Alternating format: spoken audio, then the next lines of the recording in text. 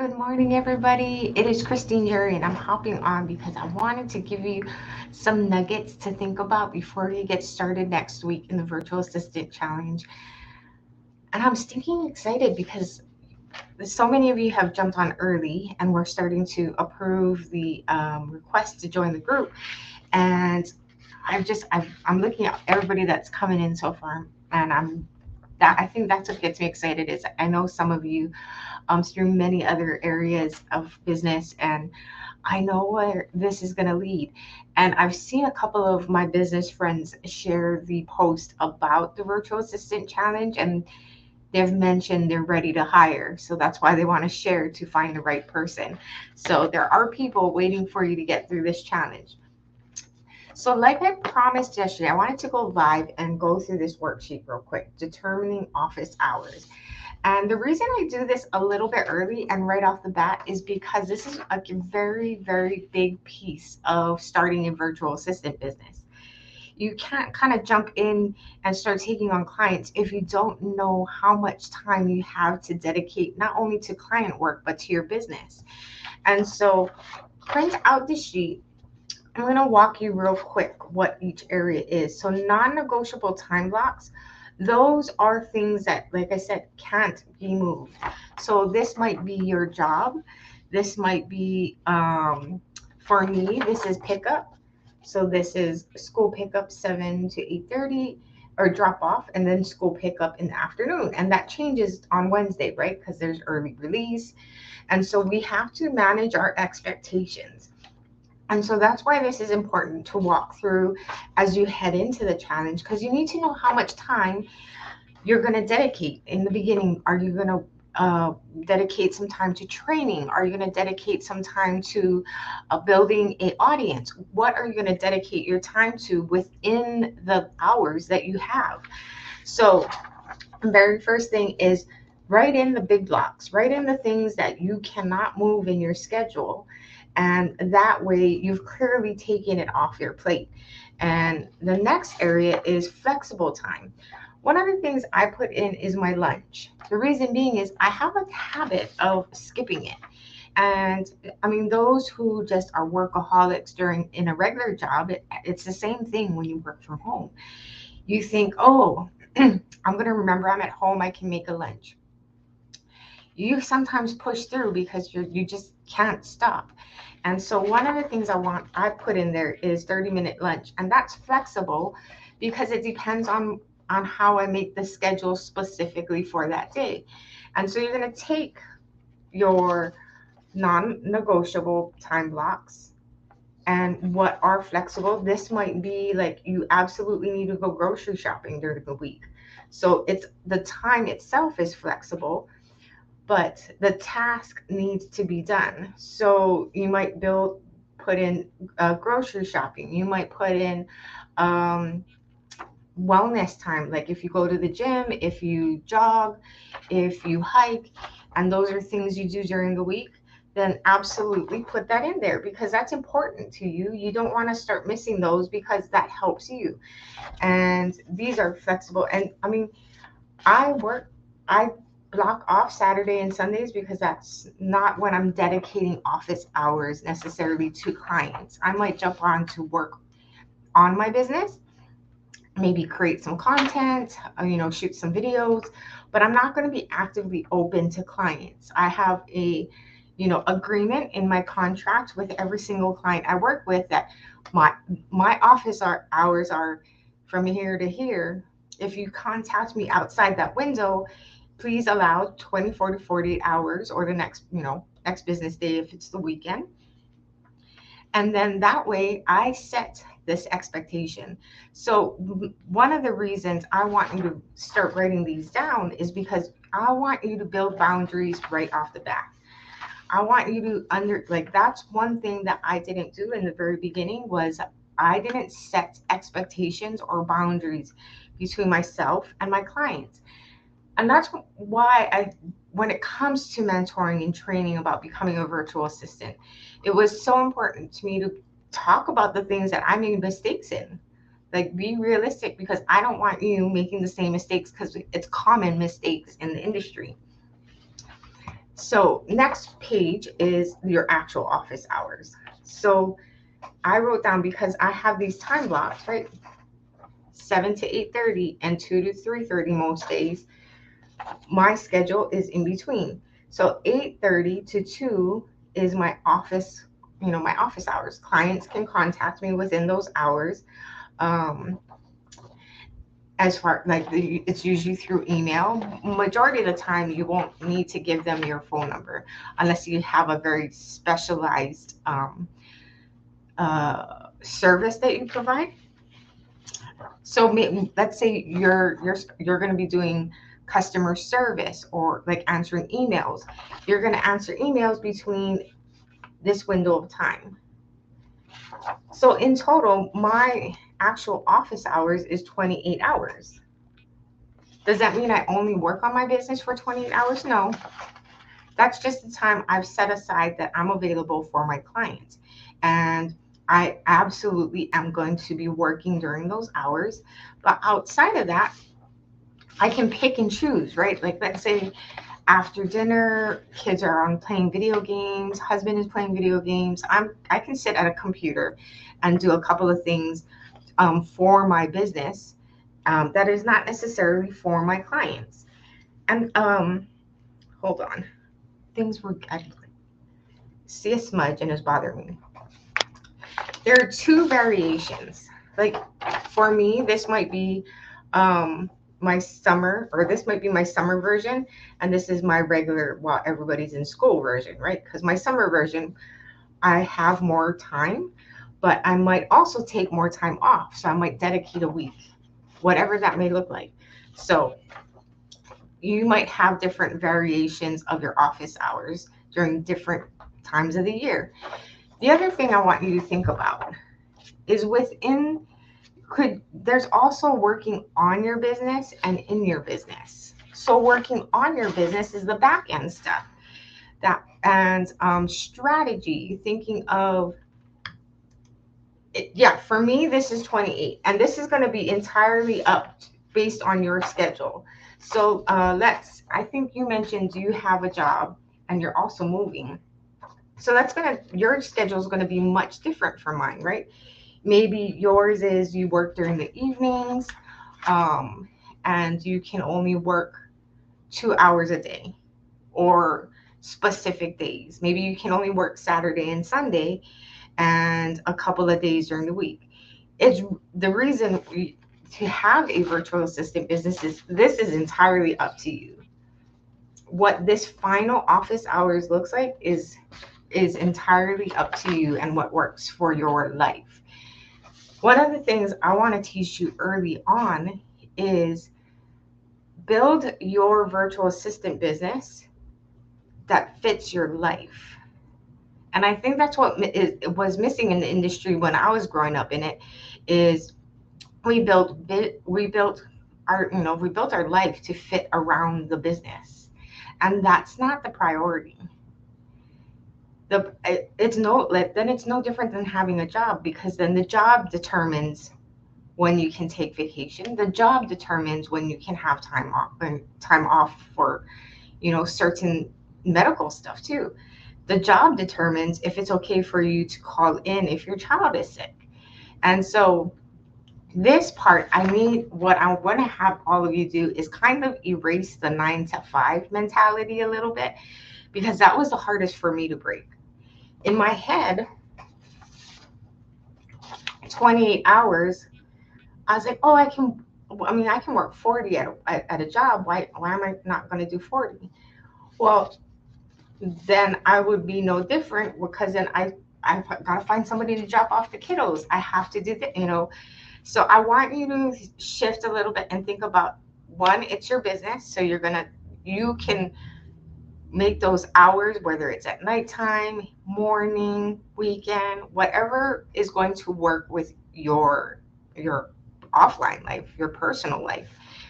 And so set those business hours, because here's the thing. When I've seen people unclear about when they're going to work, how long they're going to work, and what they're going to do with those hours, there's a tendency of service providers overbooking. They don't know how much time they have. So they keep telling people, yes, I can take on your job. I can take on I can be a virtual assistant in your business. And they really have no more time to do that because they have no idea what their office hours are. So they're over promising, like I can help you for 10 hours a week, and you already have three other people at 10 hours a week. Do you have 40 hours? It depends. Like if you don't map this out, then you won't know when you can say yes and when you can say no to a potential client. The other thing is it gives you a realistic expectation on what your week should look like. Because if let's say you have a 40-50 hour work week and you can dedicate only 5 hours a week, then you have to be realistic that, okay, out of those 5 hours, what service can I provide? Is it something I can do, sit down for an hour, 2 hours, and get that week done? Because a lot of what we do, if you're not, let's say social media, like if you're running or if you're helping someone at social media and scheduling posts, you can sit down on a Saturday and schedule out the week's post on Facebook. And that is what that I mean, and that would maybe 1-2 hours, and that's what you do. That's your service. But let's say it's they want you to respond to comments every day, or Monday through whatever schedule you set up, then that might not be the ideal service for you because you can't sit there for an hour a day when they go live to answer comments, or you can't sit there and because you can't be on your phone at work, whatever that reason. So you have to determine when you're available and know that so that you can, one, determine the best service for you to offer, and also prevent overbooking. Yeah, and right when I say realistic expectations, good morning. Me too. Let me see who this is. I can't really see. So the setting realistic expectations is not only for your clients, it's also for you. Because like I said, let's say you have 5 hours and you want to work on something on your business.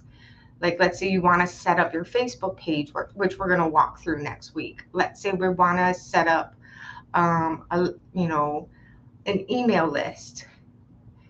We need to be able to set time aside within that 5 hour block that we have available. But we won't know, like when we're not accomplishing things for our business, not necessarily clients, then we feel like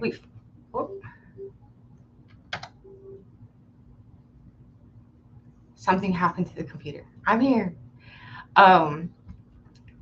When something happens, like when we're unable to get all the things done that we think like we've added to our list, is it because we failed, or is it because we didn't know how much time we really had to dedicate to those things? Is it because we tried to fit 20 hours of work into 5 hours? We have to be realistic in what we can do with the time we have, and it all starts with knowing how much time you have. The other thing is planning, like production planning. How much work can you produce in the hours that you have? So that way, okay, I can do this service because it'll take me 2 hours a week. And so it just goes back to that previous point. You have to know what your hours are. Available hours are to dedicate to your business. One, to know how many clients you can take on, what kind of services you can offer, and also how much time overall do you have where you can, focus on kind of growing your business and serving the clients you already have. So I just wanted to drop in and drop this early lesson for you early birds, because of the fact that this is going to be part of your like the base of your business. Like knowing this is going to serve you so much better And okay, if I have 5 hours, I dedicate 1 hour each week to learn something more in my business, like to fine tune my services. The other 4 hours I'm going to use to, um, work on my clients' work, whatever I've dedicated, whatever I've signed up for, whatever they've hired me for. And this has changed for me throughout the years. Like there were when I didn't do this for myself and set business hours, my family will tell you that my business took over everything.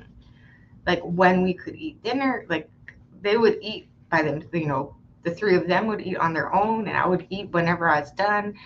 Um, and it was it was hard. It does affect your family when you don't create clear boundaries for your clients and you don't create clear boundaries between being off out of work, not worrying, not going to focus on work. It's just family time. And so even if you have like an area in the kitchen or you have just a small area in the living room, just create a little space for yourself that you can be able to, hey, I'm leaving this area, I'm done for the day.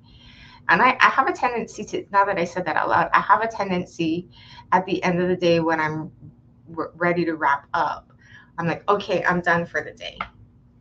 It's just that mental, like, I'm clocking out.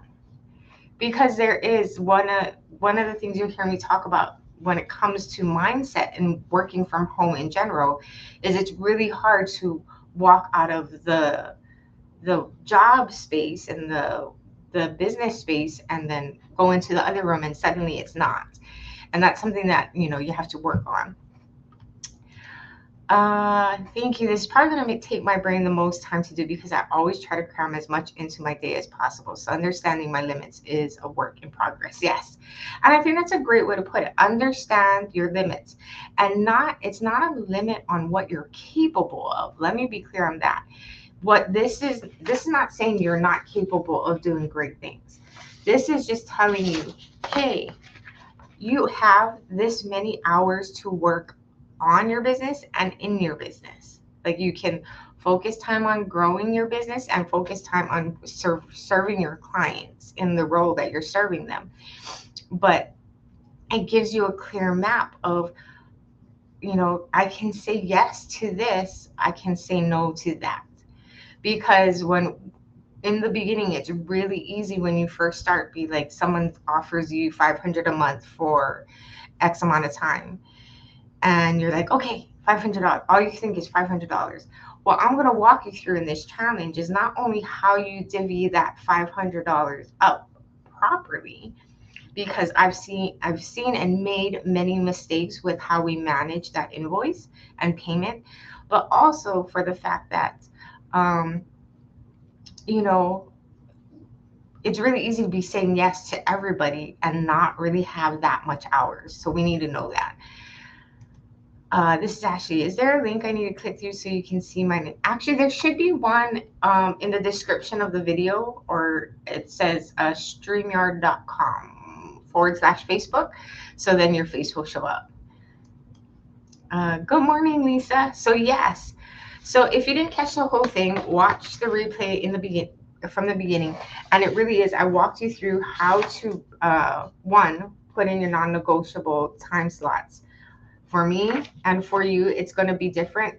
Please, in any example I show you, do not think that that's my expectation for you. Everybody's business is going to be different. This is just what my business looks like. So starting from next week, I go back to, one of the kiddos are in school, so I have to go back to this schedule.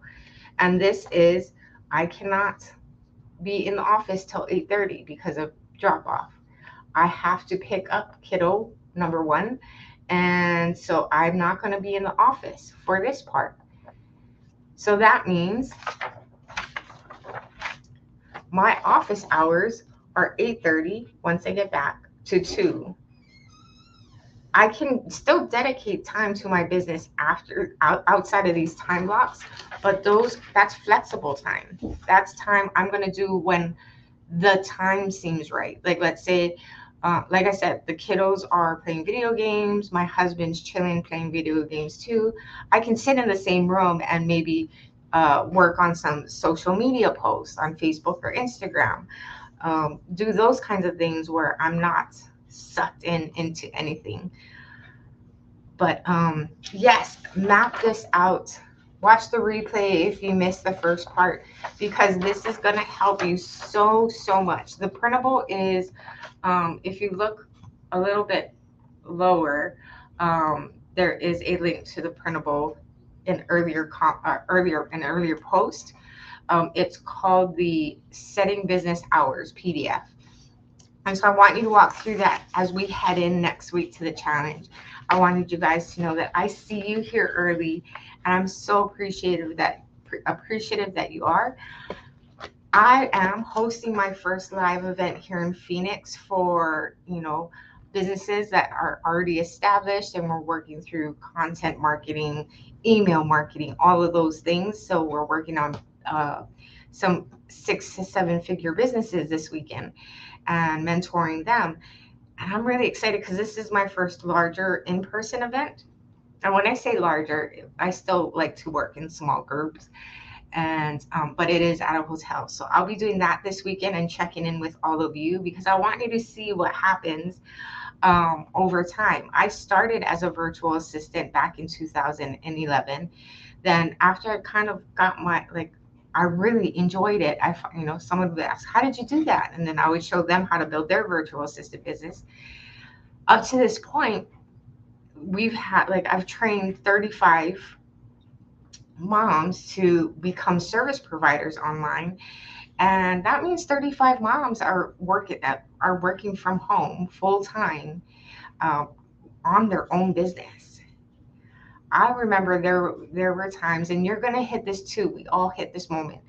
There were times in probably the first couple months where they're like, I don't know. I feel like I should go back to work. Like, I just don't feel it. I'm like, just hold a couple more weeks, because something is around the corner. Like, when you hit that point, there's always something around the corner that you're about to miss.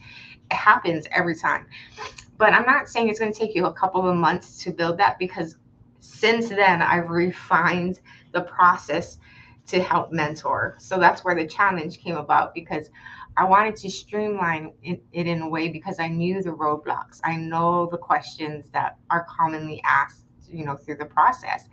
So we refined it a little bit. I can tell you hands down, this is going to help you on your journey based on the previous experiences, because the ones that did give up, not the 35 were like, there are 35 mamas at home. My goal is 2,000. So we got 35 so far. I'm hoping 100% out of this group will become, successful virtual assistants and even move on to strategists. Like, this is your beginning block. I don't want you to think virtual assisting is going to be your forever block, because there's a whole line of roles that you can play. You're going to work your way up. I started as a virtual assistant, and by in 2011, I went deep. Like, I worked on learning a whole lot of stuff, and then by 2000, and I would say, when did Robert? I remember I kind of floundered. I wasn't sure if this was what I wanted. And then my husband got laid off. I want to say 2015. And that's when I was like, I have to build this. I have to build this to a full-time income. Like, if that way he can, find a job that he really enjoys, and it will help us through the process. And it worked, because he got to spend that time that he was laid off and on severance. He got to spend time with his dad, who was on his last year of fighting cancer. Like, I would much rather have my husband being able to feel free to be able to do that, be with his dad, than worrying about finances and finding a job. And so I It was a fire under my butt, and I grew that to a six-figure business, where I was working on company strategies and like content strategies for their website. And then it just grew from there. And then I helped more service providers and built an agency. But that's what I want for all of you guys. That's why, I even decided to open the challenge in the first place, is we need more of you. And I want more opportunity for people to be able to determine how they're going to work remotely, not necessarily based on the job. Like the jobs nowadays, there's hybrid roles where you work at home some days and you're in the office other days. I want you to have 100% control over that. I want you to be able to, if you need a week, 2 weeks, a month off during the summer because you just want to immerse yourself in something other than work, it's possible. It's absolutely possible. I am not one to sell you the dream of Mercedes Benz and mansions and all those things. That's not what I'm about. I want you guys to have a quality of life that really makes you happy, and how you can build a business that serves that dream. So happy you're here. I'm glad that you guys were able to jump on, print the worksheet out, walk through it. That way, when I'm working with you next week, you'll be able to focus on what you can do within the time that you have, and not be stressed. Alrighty. Ashley says, so excited to get started with this journey. Have a great live event. Can't wait to hear how it goes. Yes, I'm excited. I am actually going to be popping on live every now and then here, from the event, so you can see, because some of those businesses there are the businesses that are looking for your help. And so if I can introduce them a little bit early, hey, why not? Alrighty, I will talk to you all later and see you soon. Bye.